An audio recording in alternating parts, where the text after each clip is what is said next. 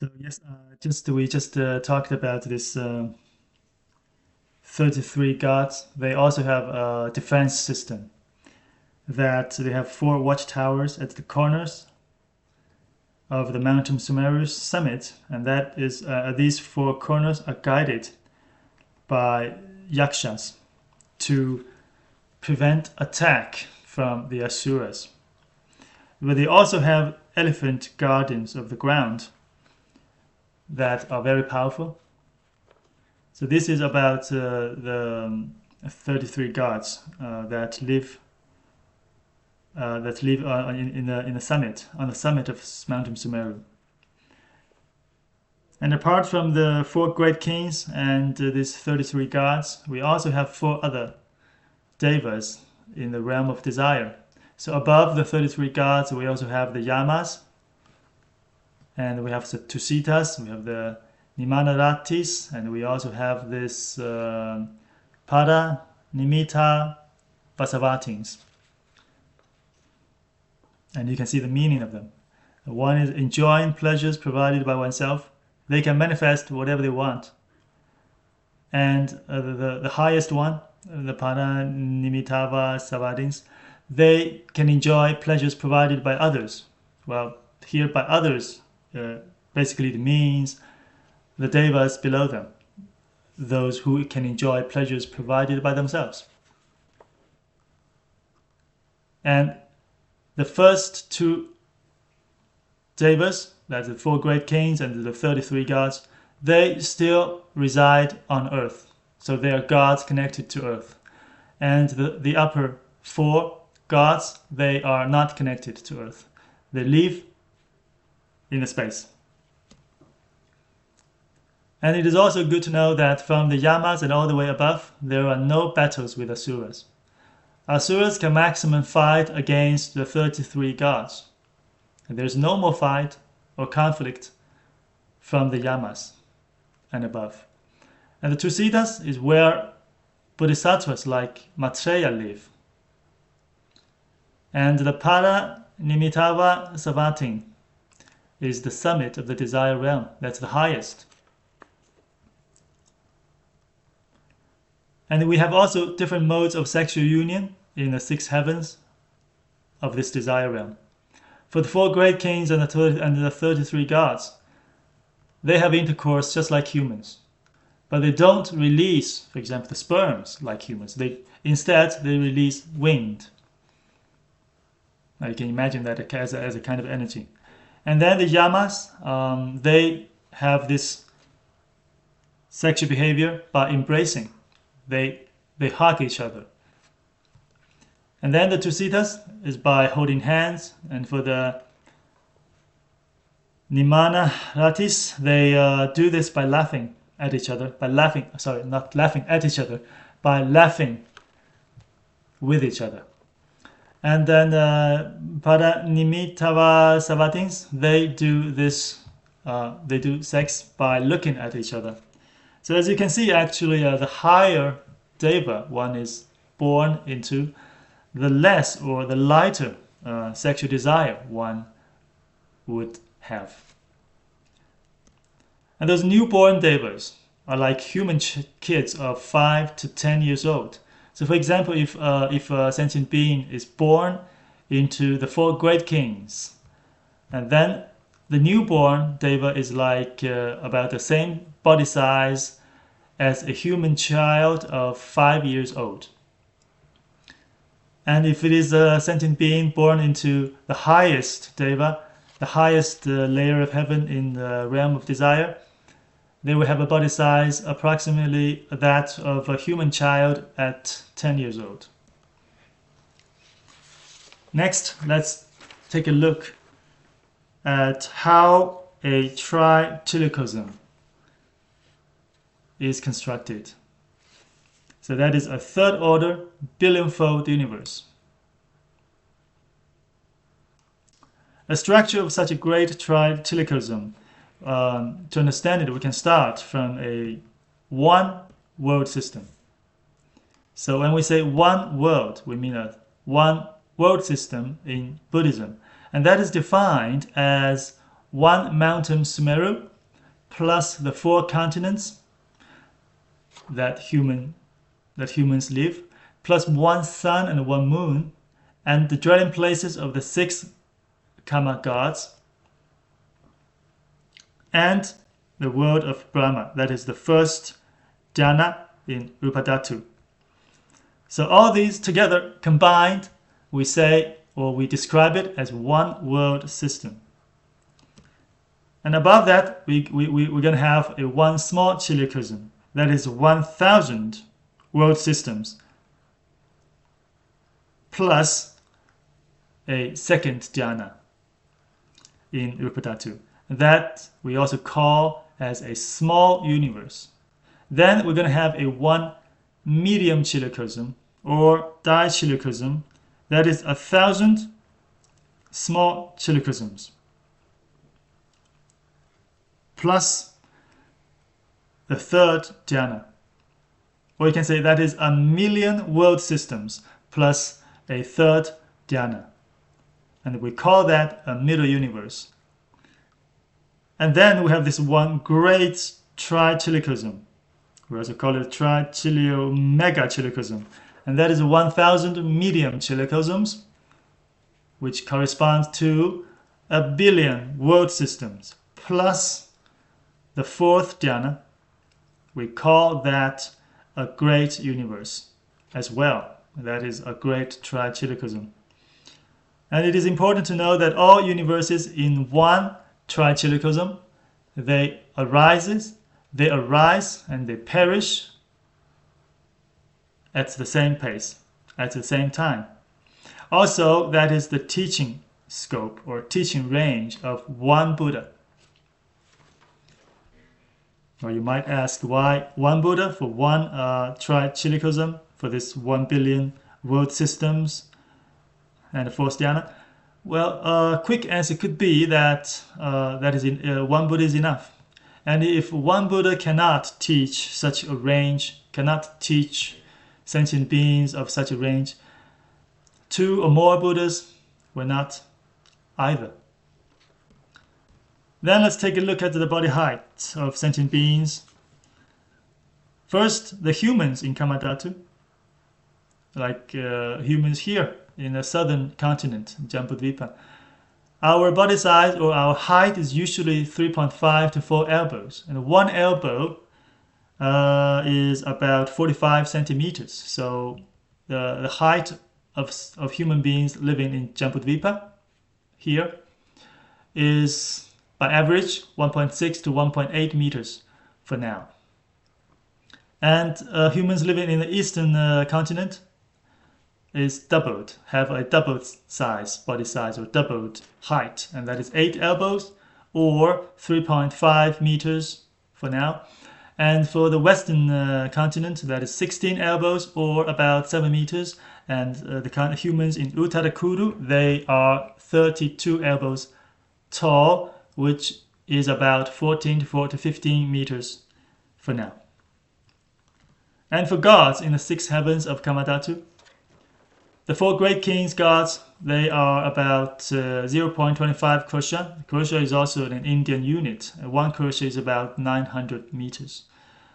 So that is to say that the 4 great kings gods over there, they are about 220 meters tall, and the 33 gods, they are about 0.5 kosha, and all the way up to Paranimi Tavasavating, that they are about 1.5 kosha tall. So if we compare these height with our daily life experience, for example, let's take Tusitas, for example. They are 1 kosha, namely 900 meters tall. That means they're right over the Khalifa Tower in Dubai. As the Khalifa Tower is 822 and 828 meters high. So the gods from Tusitas is slightly higher than the Khalifa Tower. Then we have gods in Upadhatu as well, like from the first dhyana all the way to the fourth dhyana. You can find all these numbers here. And the units is no longer in meters or crores. Instead, we use yojanas as they are much taller. So for example, the Mahabrahma is 1.5 yojanas tall, and the second dhyana, for example, the Abhasvara is 8 yojanas, and the Subha Krishna in the third dhyana is 64 yojanas tall, and the highest is gods or devas in Akarnishta. That's the summit of the Upadhatu. They are 16,000 yojanas tall. Again, we can compare this with our daily experience. Let's say if a Mahabrahma from the first dhyana, if he stands on our ground, then he will see that our passenger planes from different airline companies, they will see, this Mahabrahma will see that the passenger planes cruise at his eye level, which is about 10,000 meters. And if we take 3 devas from the summit of the form realm, the 3 devas of the Akarnishta, and they stand on each other, they stand on the ground, and then they stand on top of each other, then the top one, the one standing on the top, may be able to embrace the moon from the earth. When the moon runs close to the earth, that is about 363,000 kilometers distance. So then we have an idea of how tall these devas are. Next, let's take a look at the life expectancies of different sentient beings. Also, again, we start from humans. Humans in the 4 continents. For us who live in the southern continent, that is the Jambudvipa, our lifespan is from infinite to 10 years. The shortest is 10 years. And humans living in the eastern continent, they have this lifespan of 250 years on average. And humans on the western continent, their lifespan is 500 years on average. And humans living in the northern continent, the Uttarakuru, they have a lifespan of 1,000 years, and that is not by average, that is a fixed number, as we have mentioned earlier. After this 1,000 years, they are going to be reborn into as devas in the desire realm. Not devas in the form or formless realms, because they don't really cultivate meditations or samapatis. And then gods in the 6 heavens of Kamadhatu, they have also different lifespans. In principle, they get longer and longer. So it's 4 times longer when they go above. So the first, the 4 great kings, they have a lifespan of this much, because they can live 500 years in their own heaven, and the 500 years times 12 months times 30 days per month, and 1 day in their heaven equals 50 years in our human world. So it has to time 50 years again, then we get a number of 9 million years. This is 9 million years for us. That's how long they can live compared to human lifespan. And then the 33 gods, they can live 1,000 years by themselves, but 1 day in the 33 god plane is 100 years in human world. So if you multiply these numbers, you get 36 million years as their lifespan in a context that we can understand.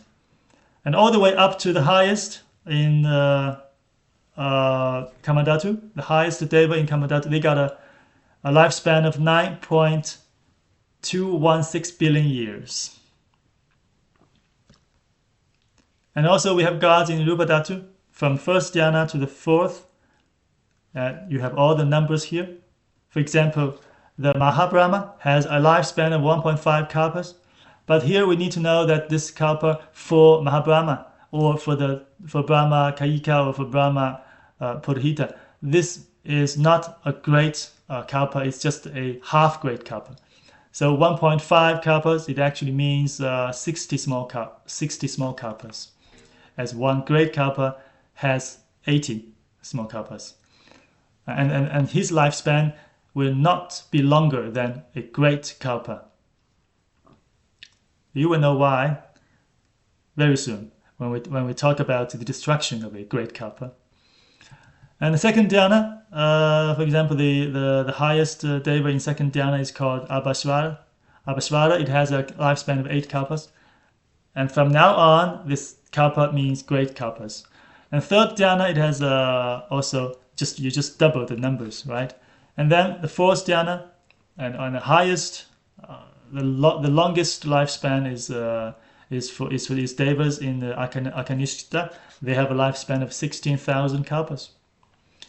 Also the gods in the formless realm, they also have lifespan from 20 all the way to 80,000 kalpas, and the 80,000 kalpas is the one for devas in Bhavagra. That's the summit. In a way, you can say it is the summit of the 3 realms, although they don't have a specific location because they don't have bodies, but they do have the other 4 aggregates, as we have mentioned. We also have life expectancies for the miserable or the unfortunate beings, like the hot hells from Samjiva all the way to down to Avicii. And here's how we calculate their lifespan. For example, let's take Samjiva as the first hot hell. They have a lifespan of 500 years. However, one day in this Samjiva or reviving hell corresponds to the lifespan of the lowest god in Kamadhatu. That means the lifespan of the 4 great kings, which is 9 million years, is just corresponding to just 1 day in Samjiva hell. And Samjiva and beings in Samjiva, they can live all the way up to 500 years. So then if you time 500 times 12 times 30 times the lifespan of this 400 times this 9 million years, you will get 1.62 trillion years. That is the lifespan for beings in Samjiva. And then if you do the same calculation for the other hot hells, it will go then all the way down to the Tapana. Then you will have a lifespan as long as 53,084 trillion years. And then for Pratapana, the intense heating hell, and the Avicii, they don't even use years as the unit. They use eons. They use the kalpa, like the lifespan of the intense heating hell. It has a lifespan of 0.5 small eons as their own lifespans. And the Avicii, the ceaseless torture hell, has a lifespan of 1 small eon as their own lifespan. We also have these 8 cold hells, and the way to calculate their lifespan is slightly different. And we start from the first one, the Abuddha, which is the blistering hell. Their lifespan is the time of exhausting 1 cartload of sesame seeds by taking away 1 seed every 100 years. So you can imagine how long time it would be. Because we don't really know 1 cartload, how much is that, and how many sesame seeds 1 cartload include. It could be a huge number. Not very sure, but you can check if you're interested. And each subsequent coat hair downwards has lifespans multiplied by 20. That means the next coat hair would be 20 times that of Buddha. And about animals and hungry ghosts, they also have different lifespans. For example, the animals' lifespans can vary very greatly. For example, some mayflies, some insects can live only a few hours, but the 8 great Naga kings, they can live for one small eon. For hungry ghosts, one day for them is about one human month. And these hungry ghosts, usually they have a lifespan of around about 500 years. So if you multiply 1 month, if you multiply 30, because their one day for them is 30 days for us. So multiply 30, they're going to have a lifespan of about 15,000 human years. Then let's talk about the untimely death, because there's usually premature death everywhere, except the beings that are born into the Uttara. So as we said, there is premature death almost everywhere, but there's also certain Pudgalas that are sheltered from this premature death, meaning they're protected somehow due to some karmic forces or due to some good merits and so on.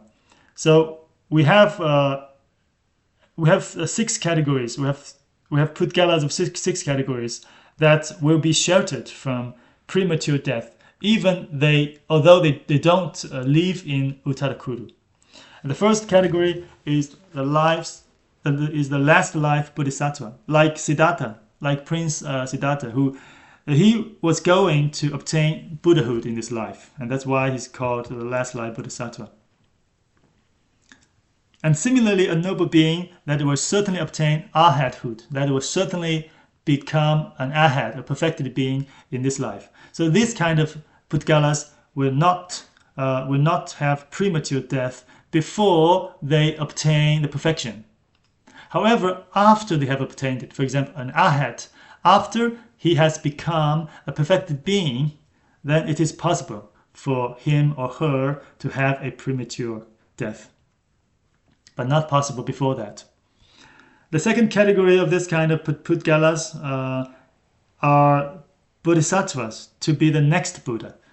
Well, an example is the Maitreya Bodhisattva living in Tusitas now. He will have a fixed 4,000 years lifespan.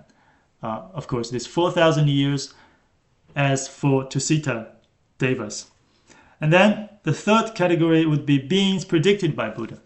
If a being is predicted by Buddha that he's going to be or he's going to do something, and then during that period he will not have premature death, he will not die during that period. And the fourth category would be messengers sent by Buddha, and these messengers will not die before the task is completed. And of course, after the completion of the task, they still may have premature death. The fifth category would be noble beings in the path of vision. They will not die before entering the path of cultivation.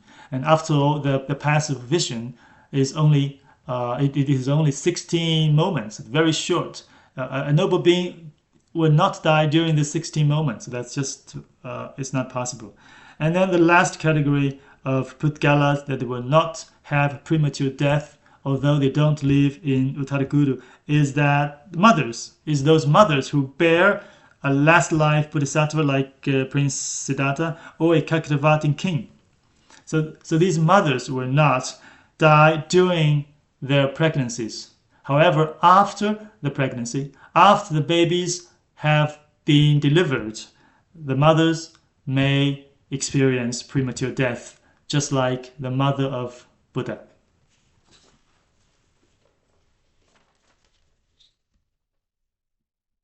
Then let's talk about the units for calculating space.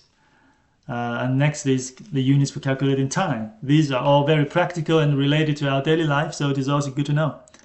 And for the physical matters, we first have this sevenfold increment scale, and we start from 1 Paramanu. That's corresponds to the atom as we talk in science. But the Paramanu is the smallest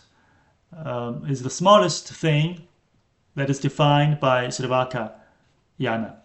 So 1 Paramanu, if you put 7 of them together, it's about the same. It is about the size of a 1 minute particle, and if you have 7 minute particles, you put them together, you're going to have the size of one iron particle, and 7 iron particles. The size of 7 iron particles equals that of 1 water particle, and 7 water particles, the size of 7 water particles equal that of 1 rabbit hair dust. And so far, from the Paramanu all the way to rabbit hair dust, they cannot be seen by our naked eyes. They're not visible in our naked eyes. And then 7 rabbit hair dusts, the size of that is about the same as 1 sheep hair dust. And 7 sheep hair dusts will have the same size as 1 cow hair dust.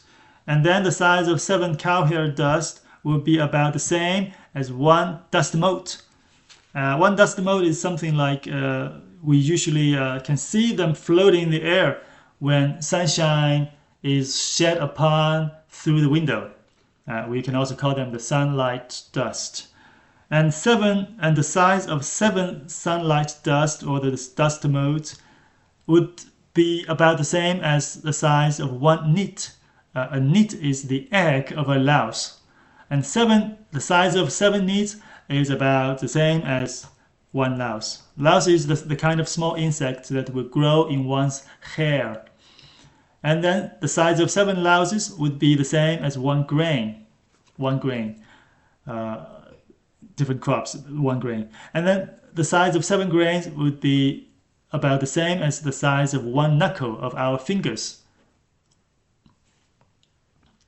And then from knuckles, we can keep going from knuckles. So 3 knuckles is the size of 1 finger, as we see our fingers. Not the thumb, of course. The other fingers have 3 knuckles. And if we arrange 24 fingers horizontally, that size is about 1 elbow, which is approximately 46 centimeters. And 4 elbows, that is a bow, or a 1 fathom, that is about 1.83 meters. And 500 bows equal 1 calling distance, or 1 kosha. That's an Indian unit, which corresponds to about 900 meters. That is the forest dwelling as defined in the text as at least 1 kosha from a town. And in the text they say that 1 practitioner of Buddhism should stay away from the noisy places, should stay away at least 1 kosha from the town. And that is about 900 meters, a bit less than 1 kilometer.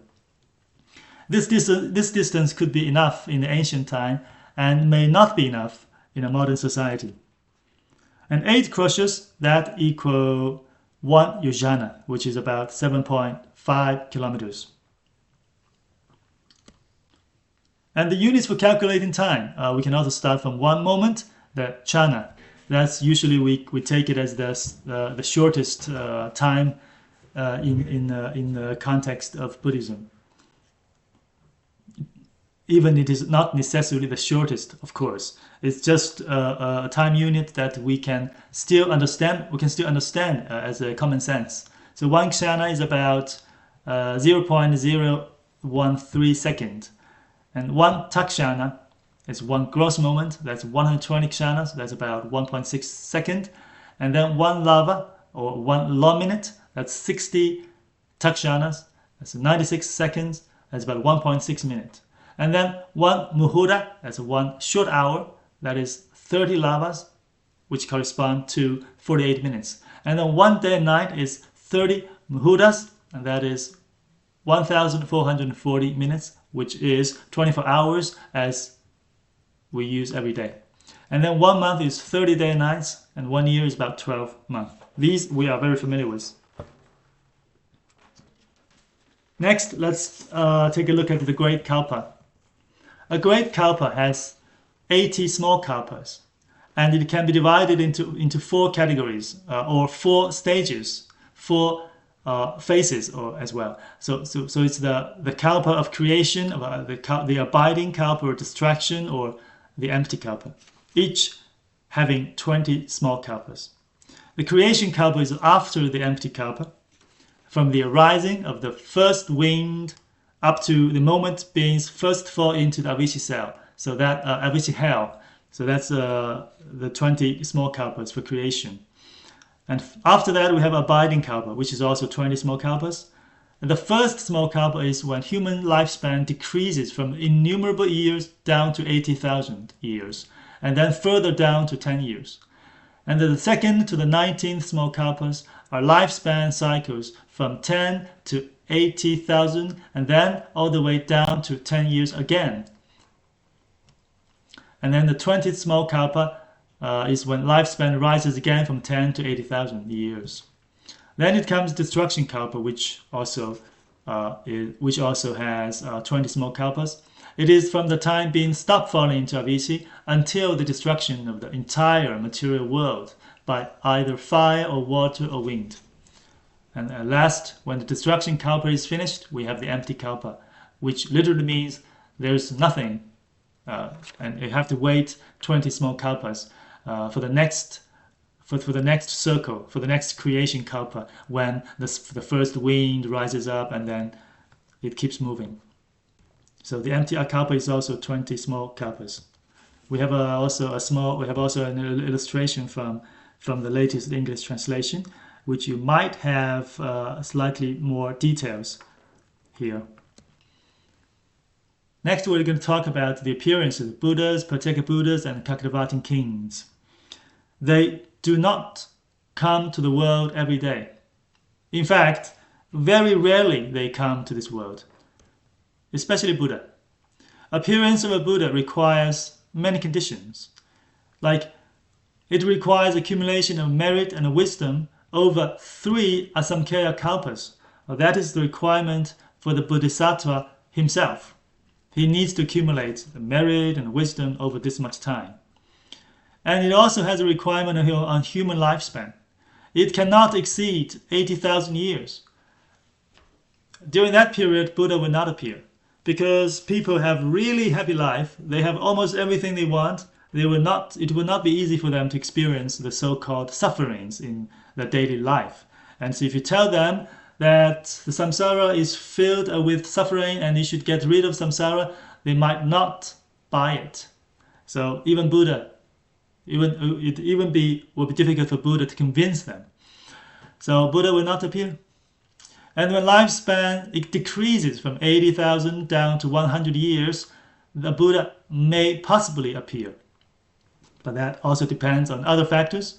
And when lifespan falls below 100 years, Buddha will not appear again, because during that period, when people live so short time, their merits, their wisdom may not be enough to understand the Buddha's teachings, and they may have too much annoyment, and they may have too many defilements and so on, and they might not be ready to accept Buddha's teachings.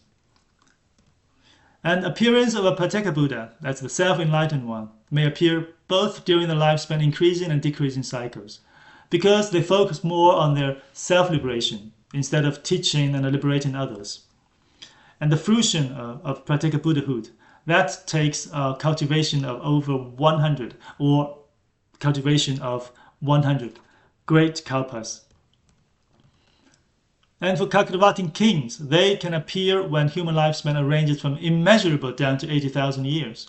And that means the only possible time when Cakravartin kings and a Buddha appear at the same time would be that the human lifespan is about 80,000 years. And I believe this kind of thing will not happen very often. There are 4 types of Cakravartin kings. And also they have different ranges of ruling the continents. A golden wheel-turning king will rule all 4 continents. And a silver wheel-turning king will govern 3 continents, except the northern one, except Uttarakuru. And a bronze Cakravartin king will rule 2 continents, that is the southern one and the eastern continent. And an iron wheel turning king will only govern one continent, that is the Jambudvipa, that is our continent in the southern direction, in the south of Mountain Sumeru. They have 4 modes of triumphs. The golden Chakravartin will win over people, will win over the lands and continents by, they will be welcomed by the small kings and all people in the 4 continents. He doesn't need to do anything, really. And the silver Chakravartin will win over the people and the lands by approaching them. They just come to visit them. Then they will honor him as the shared king. And the bronze Chakravartin will win over land and people by preparing battle. Just preparing. You don't have to really show the weapons or threat people. And that is enough for people to honor him as a shared king. And the iron Chakravartin, or the iron wheel turning king, will win over land and people by showing, not just preparing battle, but also showing weapons to those people, to those small kings. Then they will honor him as the shared king. But of course, he shows weapon, he will never take actions, he will never hurt people, because these Chakravartins, they have this good merits, they have very good qualities, and they teach good actions to their people.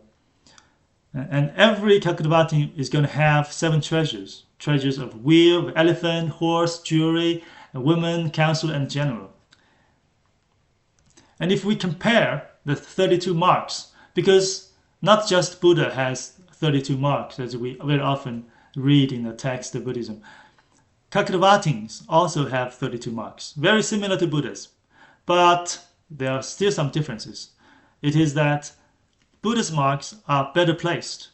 They are more brilliant and more complete. So that's the difference. Now let's talk about the destruction of a great kalpa.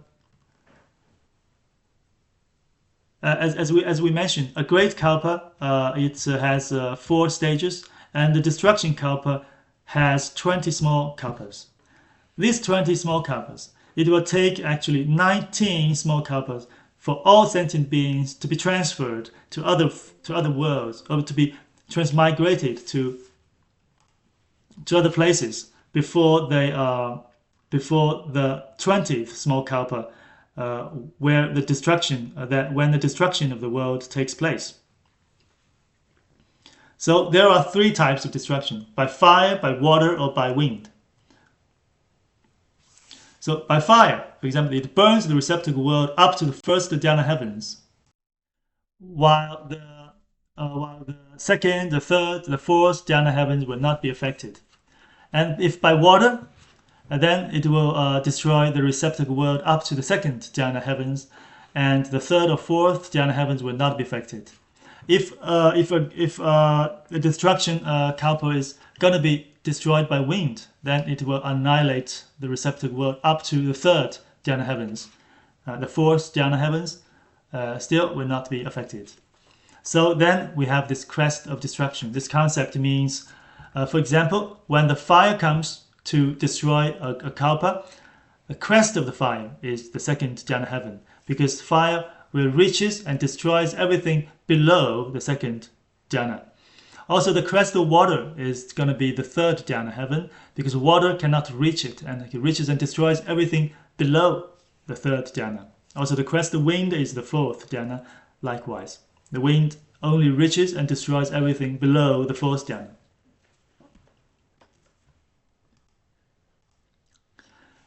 About the causes of the dhyana's destruction, we say the first dhyana was destroyed by the wind, because they still have this vitaka and vichara. That is like fire. It burns the mind like a fire, so they will be destroyed by fire. And the satisfaction and appliance nourishes and softens the body in the second dhyana, just like water. So the second dhyana would still be destroyed by fire, by water. And the in-breath and out-breath, the respiration, still exists in the third dhyana. That is, the breath is also like wind, so they will still be destroyed by wind. And the fourth dhyana, they are free from these internal defects, and they're non-agitated, they don't have respiration, therefore they will not be destroyed by any of these three calamities, these three kind of disasters. However, they're not permanent, they're still subject to impermanence. When the lifespan of the devas in the fourth dhyana is coming to an end, they will still die, they will still transmigrate to their next destiny, depending on their karma or actions. So this is the main contents of chapter 3 about the world. So we have gone through this impure effects of both sentient beings and the receptacle world. In next chapter, chapter 4, we will examine the real cause behind the world, behind the sentient beings, and that is we're going to talk about the actions, the karma. So that is for. There's one thing I forgot. That is the order of destructions by these three disasters. We're going to have 7 fires for the first 7 kalpas. Next, it will be followed by a disaster of water. And then 7 fires, 1 water as a group. It will be repeated 7 times. Then followed by 7 fires, then followed by a wind. So altogether it's 64 great kalpas. So these numbers are actually corresponding to the lifespan limits of the first, second, and third dhyanas. So the first dhyana, the Mahabrahma, it has a lifespan of 1.5, it's a lifespan of 60 small kalpas. That is less than 1 great kalpa. So it corresponds to this destruction by fire. And then the lifespan of the second dhyana, the highest one, is 8 kalpas. So it is 7 fire plus 1 water. That corresponds to the lifespan of that. And also the highest dhyana in the third, the highest deva in the third dhyana, it has a lifespan of 64 kalpas, and that is the 64 great kalpas here. The entire order or the entire circle of destruction by these 3 kinds of calamities. Yeah, that is the main content of this chapter, and that is the end of this chapter. We will continue with chapter 4 when the focus turns to the karma.